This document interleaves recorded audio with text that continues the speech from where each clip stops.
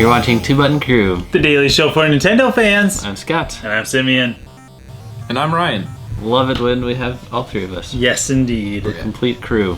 Crew. Yeah. Thanks for expressing how we all feel, Simeon. That's what I need you for. Yes, that's the only thing I'm good for. No. Well, we're excited to talk about Fire Emblem Fates. Yes, Fief. Ryan, which version is this that we're reviewing today? I played Conquest. I picked that one because I heard that Birthright there was less mission variety. Yeah. And this one was a little more challenging, so I decided to start with this one. Very cool. So in Fire Emblem Fates, we've got Revelation Conquest and that third one. That third one that's coming out soon, right? Yes. Revelations just came out recently. Sweet. Very cool. Very cool. That one's not going to have a cartridge. That one you're going to have to do You're going to have to buy one of the other two and then DLC that one. All right. Very cool. So how is the multi-version strategy in this one work? How does it work? Is it like Pokemon? Is it different? How is it different? It's completely different than Pokemon. Pokemon is more, the difference in versions is mainly there's some exclusive Pokemon. And Fire Emblem, it's all like story related. Okay. So you choose one family to side with in one of the games and the other family to side with in the other one of the games. So your interactions with all the different characters are going to be completely different depending on which game you choose. Okay. And actually in the third game, the DLC, you choose not to side with either family, so I'm very curious how that game's going to play out. Very cool indeed. What about choosing to join Smash? I remember seeing that option. Yeah. Yeah. Unfortunately, in the game, that's not an option. But you are liking Corrin and Smash, aren't you?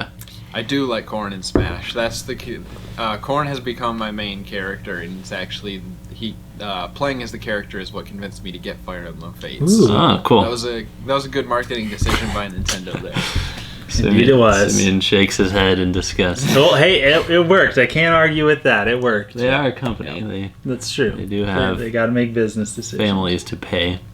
So, What do you like about this game in particular, or / like what's new to this entry of the series? I haven't played a whole lot of Fire Emblem before this game, but there were a lot of unique and interesting classes that they added. There's some more like dragon-based classes that I saw.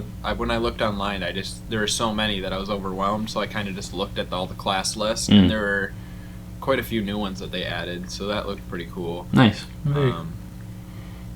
Yeah, the only one I've really played before this was the original one that was released in North America, so there's quite a few things that they've added since then.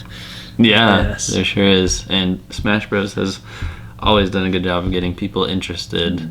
Yes. I'm pretty sure Sakurai has a crush on Fire Emblem. Probably. So, if there's one thing that the Fire Emblem series is known for, it's definitely the difficulty. And at least for most of the series, it's a permadeath game. And I know that there's been a little bit of variation in the past. So, what's the difficulty like, and what's the deal with the permadeath?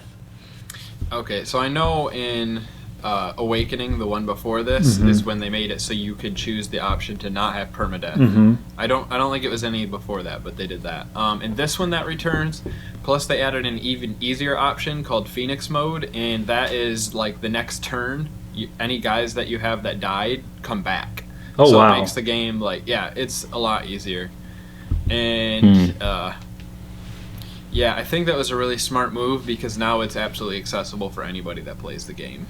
Did you play Phoenix Mode?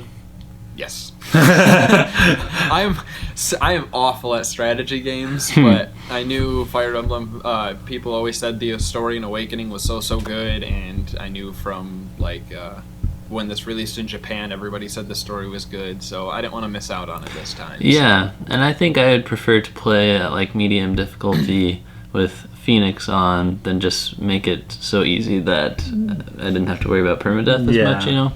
Yeah. And I'm not someone with a ton of time.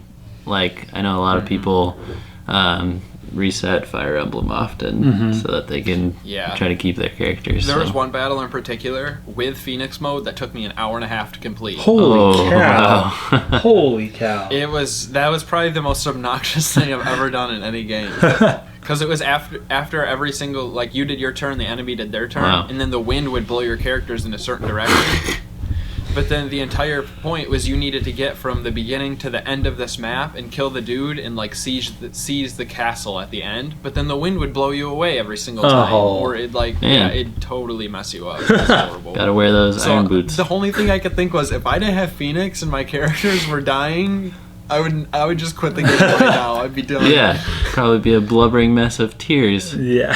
Saying goodbye to all those people permanently. Well, that's nice to hear about all the flexible options. And then you talked about the story and not wanting to miss it, so how have you liked it so far? I really like the story. It's got a lot of twists and turns and keeps you guessing. They kind of made it so Birthright looks like that's going to be the good path and Conquest is going to be the bad path, but from playing Conquest, I think there's definitely going to be good and bad moral decisions in both of them, which is pretty cool. It's not just left and right. Awesome. That's very cool. So, you're glad final... we already talked about Corn being in Smash, right? Yeah. Glad Final Smash is in Corn. No. I don't even know what Corn's Final Smash is. Do you know what Corn's Final Smash is? This is off topic, but... Yeah, Corn's Final Smash, you turn into the dragon and kind of like suck people into a whirlwind and just do like a mega attack. Oh, okay. Can you do that at Fire Emblem Fates? You turn into a dragon, yeah, Corn turns into a dragon. That's cool. Does he do like body parts at a time? No, he just all turns into a dragon. Oh, okay.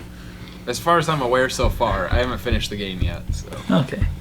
So, you've played through the game, at least a good portion of the game. Obviously, we want to get this review out while it's still fresh. So, what is your final score for Fire Emblem Fates? Even with some of like the harder parts, I think adding the easy difficulty made the game like a very smooth experience as far as strategy games go, and it's extremely accessible to everybody now. So I'd give it a 9 out of 10 because the story is excellent. There's a lot of extra content beyond the story, like extra missions that you can do. You can actually, if you get two different characters to fight with each other and pair up in battles a lot, they can actually become married, and then they'll have a child, and then you can recruit that child. Like, there's just so much going on. Oh my goodness, child armies. Get on that. Child armies. Fire Emblem Coney.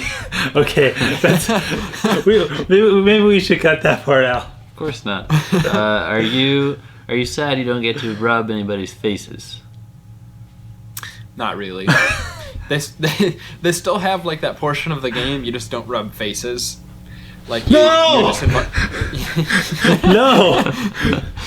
you just invite people over to your house and you pretty much just like it's just a dialogue exchange thing and you just don't rub their face anymore. Some intense face-to-face Honestly, time. It would be kind of awkward. So.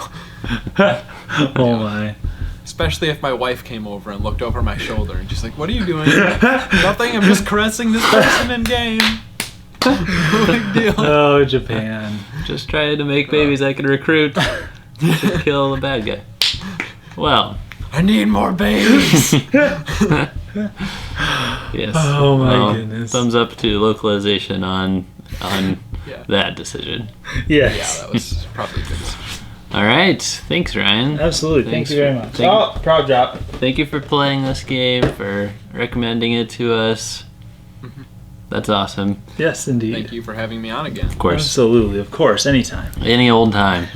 Thanks for watching. Thanks for being part of the crew. Don't forget to like, to comment, to subscribe, to share with your friends, and, of course, go to our Kickstarter page. Yeah. Hey, we want Ryan to come to PAX. I know. Ryan, is there anything you want to say about our Kickstarter? You're not here all the time, so we want you to have the opportunity to weigh in. Go Back It is an excellent opportunity for you guys to get exclusive insider information on all this cool stuff, and also it'll really help us out as well. I know, and we're going to make a lot of cool connections with our backers. Like there's a Facebook group people will be added to help us plan. We're going to add them on Snapchat and all this stuff. And it's not like we're just going to go erase all you people No. after the trip. So, No. You guys are part of the crew for good. that's right. We'll see you guys next time. Signing out. See ya.